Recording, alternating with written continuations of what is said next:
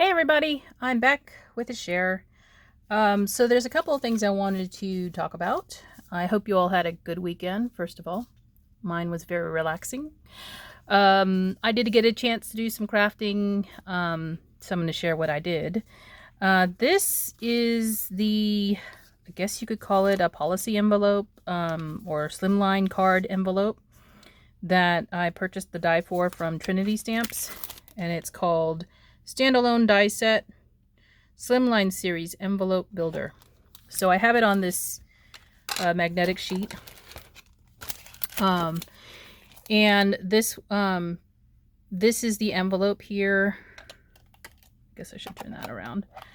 That has a couple of different dies associated to it, and there are some sentiment dies that are just extras, but this makes the big envelope that I was just sharing for the slimline cards that seem to be very popular. So you can, there is a scalloped frame here, which I did not use, but there is the two different ends, and then the outside piece, and then the flaps. So you basically will have a rounded flap, and then a very, I guess, rectangular flap that has the corners cut off. And then you have the two sides and then the back. And I cut this using some Stampin' Up! Paper, 12 by 12 paper. And it has one of my cards in it. You can see it fits very well in there. This is probably similar to like a number 9 size card, standard envelope, as opposed to like a number 10. If you're not familiar with those sizes, look it up on Google. You'll find out what the actual sizes for a number 9 and a number 10 envelope are. So that is the envelope die that I purchased the first time around. Remember, if you've seen my other video, I did purchase a second die, much smaller than this. It's also a policy envelope type, but it is smaller, so I don't want to confuse you. Here it is. This one's called Narrow Card and Bookmark with Envelope and Bonus. So you can see right next to the other one, it's smaller. It's the same shape and everything, but it is smaller in size than a slimline card would be. So just wanted to make note of that. So that is the envelope die, in case anybody was wondering what it looked like. That's it. And then I went ahead and made some cards using this couple of different things. These are stencils that come in this stamp set called Fresh Floral Stamp and Stencil Guide, Print Shop Fresh Floral. Now this is from the Greetery. So the stencils, there's 3 different stencils, and you can see here what it looks like when you layer these 2 stencils together. And there is a third one for the small flowers right here. So these come inside of this stamp set. I use the stamp set itself with the layering. Now the stencils for this stamp set, it makes it a lot easier than having to stamp everything out. But you also have a die set where you can cut the flowers out after you've stamped them.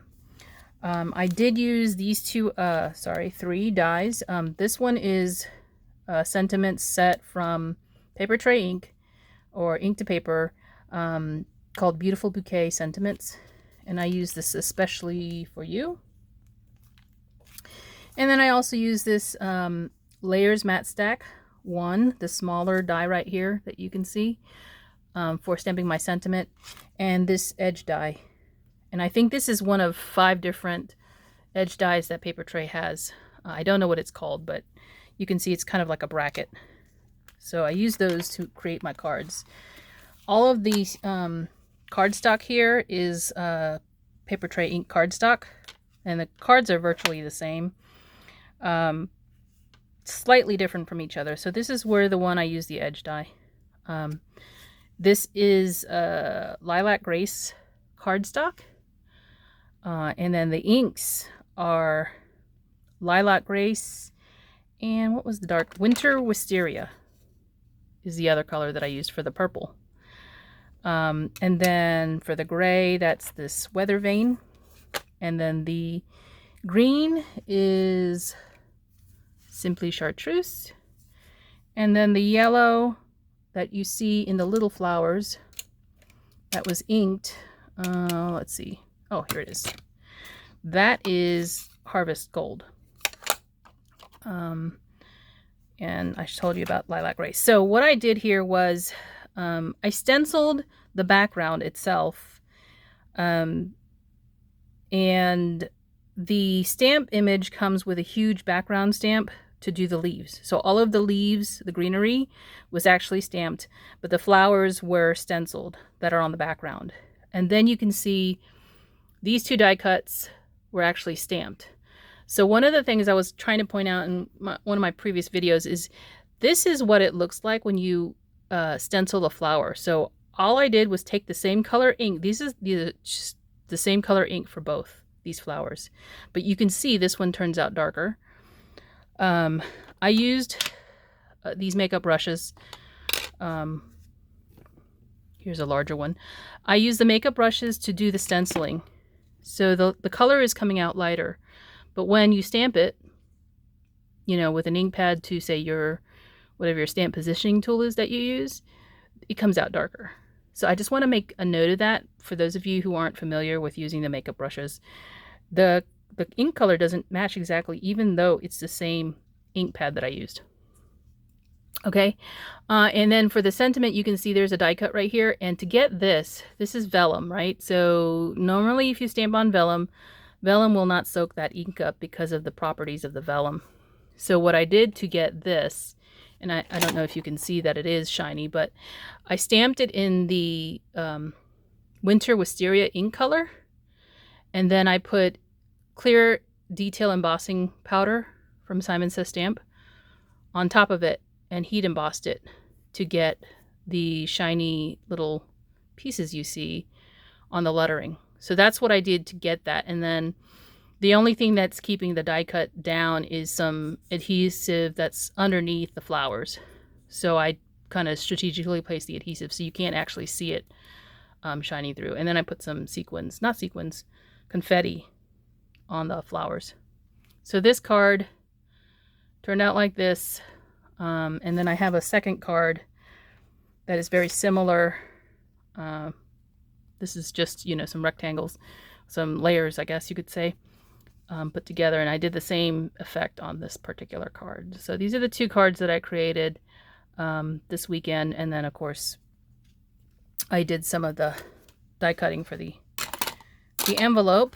I've also done some flowers that are part of the die cuts for the stamp set. Oh, I mentioned one thing. On the flowers, I did put some Nouveau drops as the flower centers because they're the same color as that yellow flower that's in there that's stenciled. And those Nouveau drops, let me see, because some people like to ask about the colors. This one's called English Mustard Crystal Drops Gloss. So it's a gloss colored, and I bought these specifically for flower centers because, you know, it's kind of nice to have like a different color. Underneath the Nouveau drops, it's just a white base because there's a hole where the stamp is basically. So you would have this white base showing through if I hadn't done that. So I just thought it would be nice to have different colored flower centers that coordinate with the card.